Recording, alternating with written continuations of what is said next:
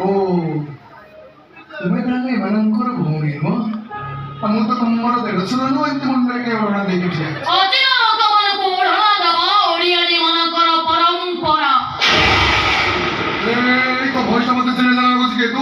ଆପଣଙ୍କ ପାଇଁ ଅଜିତ ଯେତେବେଳେ ମୋ ଭଏସ ଆପଣଙ୍କୁ ଚିହ୍ନା ଚିହ୍ନା ଲାଗିଲା କେମିତି? କହୁଛି ମୁଣ୍ଡରେ ଓଢ଼ଣା ଖୋଲ, ମୁଁ ଦେଖିବି ତୁ କିଏ। ସେଟା ମୋ ଇଚ୍ଛା। ଆଚ୍ଛା, ତୁ ତୋର ମୁଣ୍ଡରେ ଓଢ଼ଣା ଖୋଲିବନି ନାଇଁ? ଠିକ ଅଛି।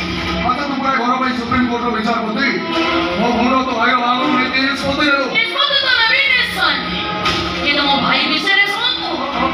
ମୋ ଭାଇଙ୍କର ଆଗରୁ ଗୋଟେ ସ୍ତ୍ରୀ ଅଛି। ଆପଣଙ୍କ ଭଉଣୀ ତାଙ୍କର ଦ୍ୱିତୀୟ ସ୍ତ୍ରୀ ହେଇପାରିବେ ତ? ଆଉ କଣ କହୁଛୁ ଜାଣିପାରୁଛୁ ତ? ମୋ ଭଉଣୀକୁ ତୋ ଭାଇର ଦ୍ୱିତୀୟ ସ୍ତ୍ରୀ ହେବେ ସେ କହିବ।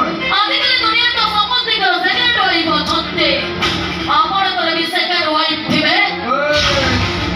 ମୋ ମୁଣ୍ଡରେ ନିଆଁ ଲଗାଇବାକୁ ଚେଷ୍ଟା କରନା କହୁଛି। ମୋ ମୁଣ୍ଡରେ ନିଆଁ ଲାଗିଲେ ମୁଁ କାହାର ବି ନୁହଁ। ତମେ ତମ ଜୀବନରେ କେବେ କାହାର ହୋଇକି ଥିଲ ନା କାହାର ହୋଇକି ଅଛ ନା ଭବିଷ୍ୟତରେ କେବେ କାହାର ହୋଇକି ରହିବ। ତମର ତ ଅନେକ ଲୋକ ଅନେକ କାହାଣୀ। ସଭା କହିବାକୁ ଗଲେ ତମେ ଜଣେ ବହୁରୂପିଏ ନୁହଁ। ତୁ ଆଉ କଷ୍ଟ କରି କହିବା ଦରକାର ନାହିଁ, ତୁ କିଏ ମୁଁ ଜାଣି ସାରିଲିଣି। ଆରେ ଏଣ୍ଡୁଅ ବୋଲି ଜଙ୍ଗଲ ଭିତରେ ଥରେ ଜଣେ ମତେ ରାତିରେ ଡାକିଥିଲା। ତୁ ଆଉ କେହି ନୁହଁ, ତୁ ହଉଛୁ ସେ ଶିବାନୀ। ଶିବାନୀ? ଶିବାନୀ କିଏ? ଶିବାନୀକି ତମେ ଚିହ୍ନିଲ କେମିତି? ଶିବାନୀ ସହିତ ତମର ସମ୍ପର୍କ କଣ?